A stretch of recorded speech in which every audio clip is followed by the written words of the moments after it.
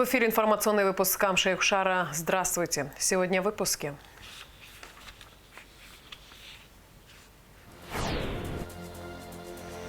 В столице прошли торжественные мероприятия, посвященные 32-й годовщине со дня создания Государственной службы охраны Абхазии.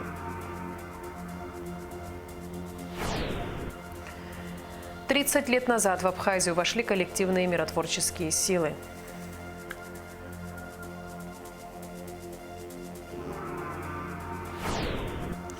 По поручению Аслана Бжани Министерством просвещения завезена первая партия оборудования для спортивных площадок общеобразовательных учреждений республики.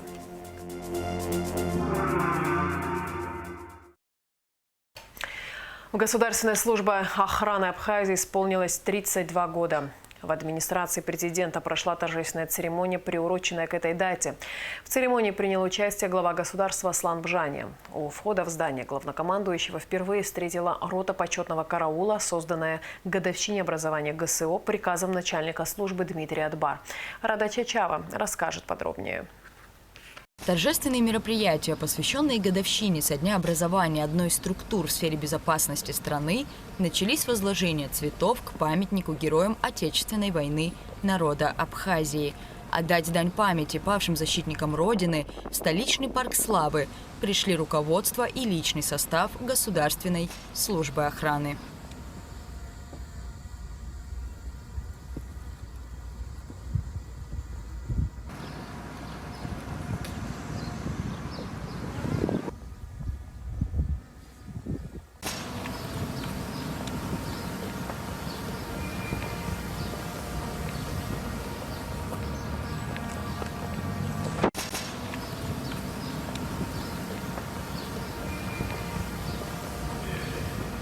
После состоялось торжественное заседание во знаменование годовщины образования ГСО в администрации президента республики. У входа в здание главнокомандующего впервые встретила рота почетного караула, созданная к торжественной дате. Товарищ главнокомандующий, личный состав Государственной службы охраны, приглашенные на торжественное мероприятие, посвященное 32-й годовщине со дня образования службы, собран начальник штаба подполковник Жиба. Открывая церемонию, глава государства поздравил сотрудников и ветеранов ведомства с профессиональным праздником и отметил, что в день создания ГСО в истории нашей страны был заложен еще один прочный фундамент, обеспечивающий безопасность государства. Государственная служба охраны – это сплоченный коллектив профессионалов и настоящих патриотов. Личный состав проходит ежедневную проверку на мужество и решимость в сложных и опасных обстоятельствах. Президент также подчеркнул, что служба в ГСО требует постоянной готовности к оперативному и точному выполнению поставленных задач для предотвращения потенциальных угроз, высокого уровня профессионализма и смелости. Аслан Бжани выразил благодарность ветеранам службы и призвал всегда помнить о сотрудниках ведомства, отдавших жизни, исполняя свой профессиональный долг. Руководство страны признательно вам за безупречную службу и впредь будет продолжать оказывать всестороннюю поддержку. Сегодня мы вспоминаем сотрудников ГСО, которые отдали жизнь, исполняя свой долг. Их героизм навсегда останется в наших сердцах. Выражаю благодарность ветеранам службы, чей богатый опыт и многолетняя преданность делу стали примером для молодого поколения служащих. Уважаемый Дмитрий Сергеевич, в этот праздничный день желаю вам, всем сотрудникам и ветеранам Государственной службы охраны здоровья, благополучия и успехов в важной и ответственной работе. С поздравительным словом выступил начальник ГСО генерал-майор Дмитрий Адбар. Он отметил, что личный состав госслужбы ежедневно находится на страже национальных интересов и особо подчеркнул динамичное развитие и повышение уровня подготовки бойцов ведомства. В этот день мы в первую очередь вспоминаем о тех, кто стоял у истоков формирования ГСО в тяжелые военные и послевоенные годы, проявляя твердую решимость, которая позволила заложить прочную основу для становления и развития службы. Особо отмечу динамичное развитие и повышение уровня подготовки бойцов ГСО, укрепление материально-технической базы службы, что стало возможным благодаря пониманию и содействию со стороны руководства республики. Убежден, что личный состав Государственной службы охраны и впредь будет оставаться надежной опорой государства, уверен в высокий профессионализм и сплоченность всех звеньев правоохранительной системы позволят с честью преодолеть вызовы современности. В завершении торжественного заседания приказом начальника ГСО за добросовестное и четкое исполнение своих должностных обязанностей, проявленное во взаимодействии силовых структур, ведомственной медалью за взаимодействие были награждены министр ПЧС Лев Квициния, министр внутренних дел Роберт Киут, генеральный прокурор Адгур Агрба, председатель СГБ Тимур Ахиба, председатель ГТК Атар Хеция и ряд других руководителей и сотрудников силовых структур, а также бойцов госслужбы. Также на мероприятии сотрудникам ГСО были присвоены очередные воинские звания и вручены почетные грамоты. Товарищ генерал-майор, младший лейтенант Гакубан для получения очередного воинского звания прибыл.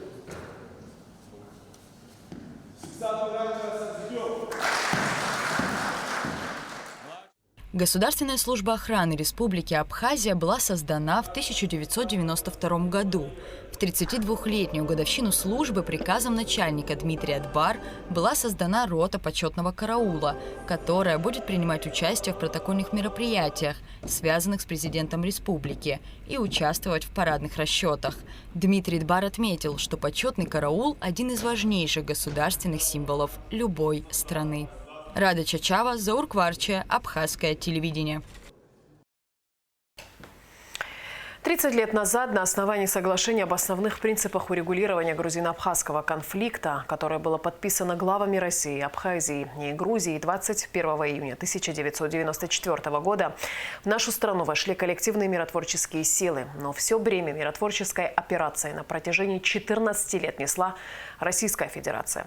По сложившейся традиции, главное мероприятие, посвященное Дню миротворца, состоялось в Сухуми. В церемонии приняли участие президент Абхазии Аслан Бжаня, вице-президент Бадра Гунба, секретарь Совбеза Сергей Шампа, посол России в Абхазии Михаил Шургалин, депутаты, руководители ведомств и общественность. Подробности в репортаже Гугуцы Вардания. У памятника миротворцам на набережной Махаджиров вновь многолюдно. Минута молчания в память о тех, кто помогал сохранить мир на абхазской земле. За годы миротворческой операции в нашей стране погибли 117 российских солдат и офицеров.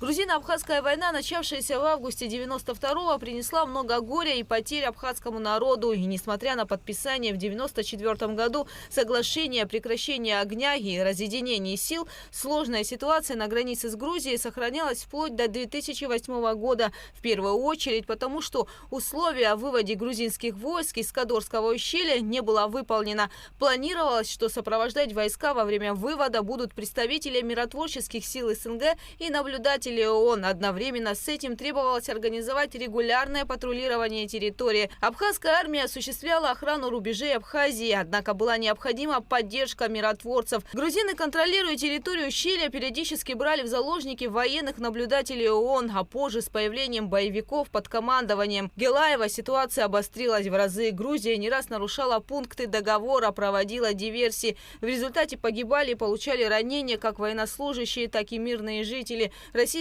миротворцы оставались на своих базах до тех пор, пока одна из сторон не высказалась за прекращение миротворческой операции. А случилось это после событий августа 2008 года в Южной Осетии, когда Грузия начала бомбить мирный Цхинвал. Тогда Тбилиси не дал своего согласия на продление мандата миротворческой операции. Официально деятельность миротворческого контингента была прекращена с 1 сентября 2008 года. С 1994-го российские миротворцы успешно справлялись со всеми поставленными задачами. Это предотвращение, возобновление военных действий, оказание гуманитарной помощи, пресечение действий террористических и диверсионных формирований. Российская миротворческая операция, проведенная в соответствии с Московским соглашением о прекращении огня и разъединении сил, стала переломным моментом в истории Абхазии и заложила прочный фундамент для дальнейшего суверенного развития. Сегодня стратегическое партнерство и традиционная дружба между нашими народами только крепнут. Абхазия остается надежным союзником России, поддерживая ее в проведении специальной военной операции с первых дней. От имени абхазского народа хочу выразить искреннюю признательность российским миротворцам и их семьям за неоценимый вклад в обеспечение мира на нашей земле. Желаю им крепкого здоровья, благополучия и новых успехов в их благородном деле. Миротворцы принесли в Абхазию мир на долгие годы. Их героизм народ республики не забудет никогда. Они провели большую работу по воспрепятствованию вооруженного столкновения, разминированию, предоставлению помощи местному населению. Для местных жителей, проживающих на территории вокруг постов миротворцев, они стали спасителями. Их дислокация – островками стабильности и безопасности. Нередки были случаи, когда перед ротацией личного состава жители сел писали письма командующего КСПМ с просьбой оставить начальника или военнослужащих того или иного миротворческого поста. Подобные факты свидетельствуют о том, что российские воины с честью выполнили свою благородную миссию и в полной мере соответствовали высокому званию миротворца. С момента провозглашения независимости Абхазии до ее признания Россией в качестве независимого государства миротворческий контингент был важнейшей преградой на пути агрессоров, диверсантов и зачастую просто отъявленных бандитов. Вечная память погибшим миротворцам, здоровья и благополучия ветеранам коллективных сил по поддержанию мира. Слова благодарности вам, Аслан Георгиевич, и всем нашим абхазским союзникам за сохранение памяти о российских миротворцах. В очень непростых условиях приходилось военнослужащим смешанных сил выполнять свою миротворческую миссию. Но они делали все возможное, чтобы она была успешной, и ни на миг не забывали, что от их профессионализма, твердости и настойчивости во многом зависит мирная жизнь в республике. 14-летний опыт пребывания миротворцев в зоне грузино-абхазского конфликта подтвердил: миротворчество является и будет оставаться востребованной силой, и миллионы людей во всем мире будут возлагать на солдат с голубыми нашивками на рукаве надежды прекращения кровавых конфликтов и возвращения к мирной нормальной жизни. В памяти абхазского народа навсегда будут жить имена миротворцев, ценой жизни отстоявших мир и покой наших граждан. Они, по сути, были камнем преткновения для Грузии в осуществлении планов покорения Абхазии. Российские миротворцы были беспристрастными и объективными. На протяжении выполнения своей миссии они успешно справлялись с поставленными задачами. И хотя миротворческая миссия прекращена согласно договору между Абхазией и Россией, в республике продолжают нести службу российские военнослужащие.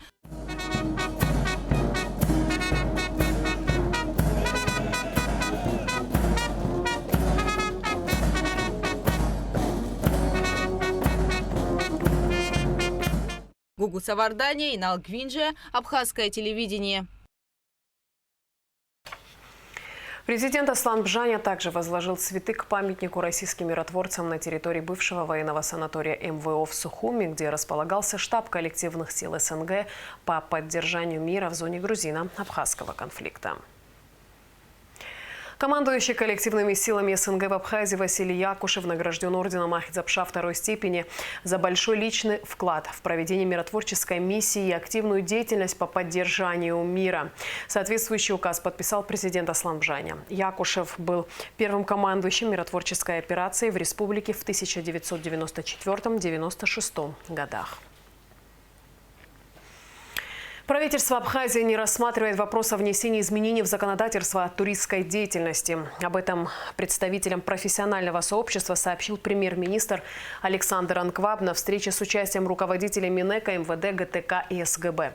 Было отмечено, что в ходе недавних переговоров с представителями Минэкономразвития России, в чье ведение входит вопросы организации туристской деятельности, обсуждалась возможность организации консультаций представителей абхазских и российских профессиональных сообществ в туристской сфере с целью выработки ими консолидированных предложений по упорядочению деятельности в этой области. Премьер-министр Александр Анкваб поручил вице-премьеру Кристине Узган координировать работу по данному вопросу. В МИД России прошла встреча исполняющего обязанности министра иностранных дел Абхазии Одиссея Бигвава с замминистра иностранных дел Российской Федерации Михаилом Галузиным. Встреча приурочена 61-му раунду международных женевских дискуссий по безопасности и стабильности в Закавказье, намеченного на 25-26 июня. Стороны обсудили повестку очередного раунда, а также широкий круг актуальных вопросов. Особое внимание было уделено вопросу продвижения юридически обязывающего соглашения о международных гарантиях неприменения силы, а также проблеме обеспечения безопасности в регионе. 10 июня исполнилось 103 года со дня создания Государственного комитета по статистике Республики Абхазия. Вице-премьер, министр экономики Кристина Узган поздравила коллектив Госкомитета и вручила от имени президента 4 работникам ведомства благодарственные письма и денежное вознаграждение. Комитет, формируя статистические данные о социально-экономическом положении, характеризующие развитие экономики в целом по республике, а также по ее административно-территориальным образованиям посредством сбора и анализа статистических данных, позволяет оценивать уровень социально-экономического развития страны, формировать актуальную повестку и долгосрочные задачи для принятия взвешенных управленческих решений, которые должны способствовать реализации социально-экономического развития нашего государства. Демонстрацией активной и плодотворной работы комитета, безусловно, являются те мероприятия, которые вы проводите, в том числе за очень недлительный период времени, по крайней мере за последние 2-3 года, вами проведена достаточно большая работа по проработке, по подготовке по хозяйственных книг. Значит, программа по статистике деятельности индивидуальных предпринимателей – это очень большой блок, значит, экономической деятельности, который, безусловно, формирует значительную часть экономических показателей. Инструмент и развитие экономики, и инструментами для развития является работа статистики очень важным таким инструментом, потому что здесь видится многое, что творится в экономике. И когда есть руководство, которое понимает и содействует, и вместе с нами решает те проблемы, которые нужны для экономики. В частности, вот за последние 3-4 года мы, благодаря Кристине Константиновне, очень много программ внедрили в статистическую деятельность. Результаты налицо. У нас высокие показатели ВВП. Уровень жизни у нас не такой низкий, как у нас в показателях. Но, да, но дело в том, что будучи большой охват обследования домохозяйств, вот когда нас соединили, отъединили, я не знаю, с моим приходом, количество интервьюеров и охват домохозяйств сократили. Это, кстати, очень сильно повлияли на получение контрольных цифр для того, чтобы определять ВВП, насколько мы реально дособираем эти цифры. Абхазский боксер Герман Арджения прошел в финал турнира по боксу на играх БРИКС. В полуфинале он победил спортсмена из Объединенных Арабских Эмиратов. Финал пройдет 22 июня. Герман является воспитанником тренера Элизбара Джалогу. 21 июня команда Абхазии также выступала на соревнованиях по дзюдо, шахматам и футбольному двоеборью. В турнире по дзюдо абхазские спортсмены уступили соперникам. Сабри Бигвава уступил спортсмену из Беларуси. Он выступал в весовой категории 66 килограмм. Андрей Ампигян уступил спортсмену из Сирии, выступал в весовой категории 73 килограмма. Наши шахматисты заняли 13 место. Соревнования проходили в дисциплине блиц – командный зачет, смешанные пары. Спортсмены обыграли соперников из Бахрейна, Южной Осетии и Намибии. Накануне в матче по футбольному двоеборью команда из Абхазии уступила узбекским спортсменам. Матч завершился со счетом 10-10. Нашей команде не повезло в серии после матчевых пенальти, где узбекская команда одержала победу со счетом 5-4. По поручению Аслана Бжани Министерством просвещения завезена первая партия оборудования для спортивных площадок общеобразовательных учреждений республики. Начаты строительно-монтажные работы. В рамках первого этапа спортплощадки будут обустроены в Сухумском лицее-интернате, в Бамборской и Ширской средних школах. По поручению президента Аслана Георгиевича Бжани мы начали процесс установки спортивных площадок, спортивного оборудования на территории нескольких школ. Это первая пробная партия, чтобы мы убедились в в качестве оборудования выбранного, и после этого комиссия оценит строительно-монтажные работы, которые уже начаты. Вот, и в ближайшее время мы как раз соберем нашу высокую комиссию и осмотрим результаты первого этапа проекта. В дальнейшем все районы будут в этом участвовать, и, надеюсь, при поддержке Министерства финансов, которая будет оказана, мы успешно завершим данный проект и будем радоваться успехам наших детей, которые с удовольствием, я уверен, будут заниматься на свежем воздухе, учителя физкультуры будут с новым оборудованием, еще лучше работать с детьми. Вот, поэтому, надеюсь, все получится. За двое суток, 19 и 20 июня, сотрудниками ГАИ выявлено 488 нарушений правил дорожного движения. В целях профилактики нарушений ПДД, предупреждения аварийности на дорогах республики и обеспечения транспортной безопасности МВД систематически проводит комплексные рейдовые мероприятия. О результатах рейдов в материале пресс-службы ведомства.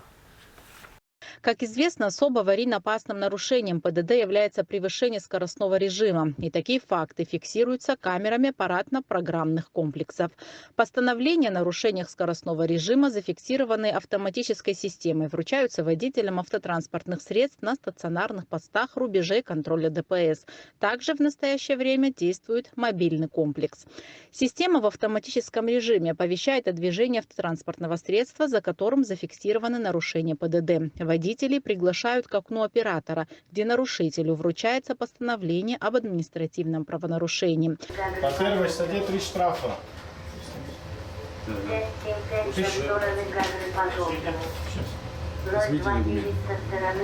Документ содержит фотофиксацию непосредственного нарушения со всеми техническими параметрами, полные данные автомобиля, время и место совершения правонарушения.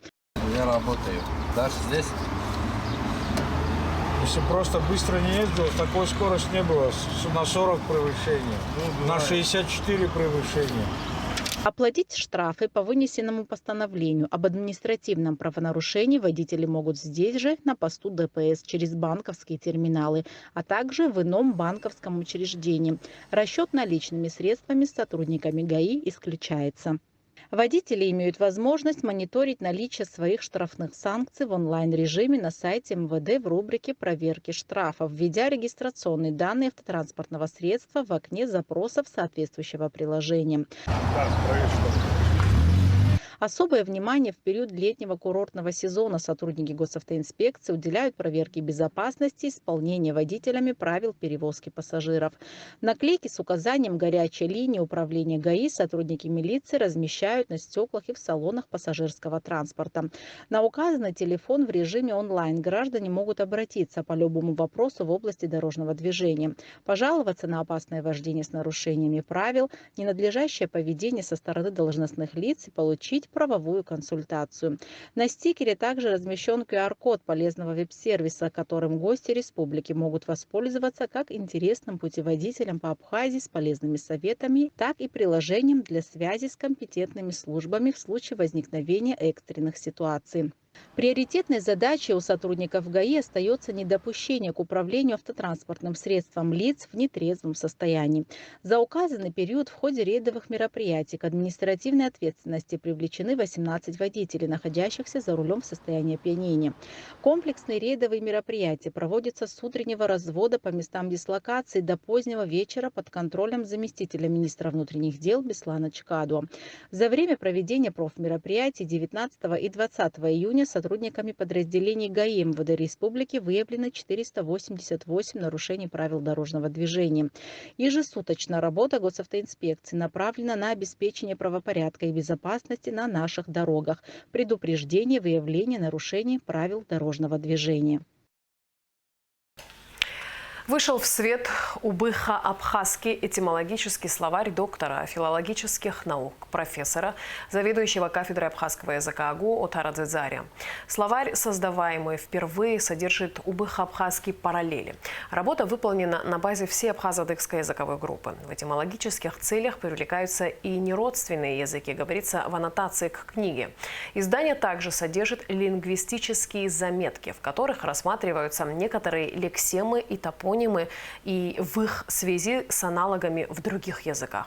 Рецензент книги – доктор филологических наук, профессор Джулета Адлиба. Редактор, старший преподаватель кафедры абхазского языка Альбина Анкваб. Книга отпечатана в типографии АГУ. И в завершении выпуска традиционно о погоде.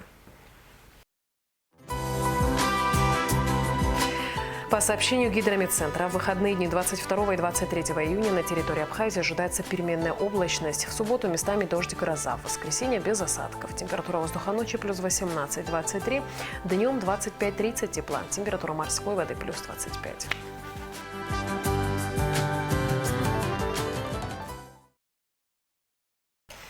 На этом наш выпуск завершен. Всего доброго и до встречи в эфире.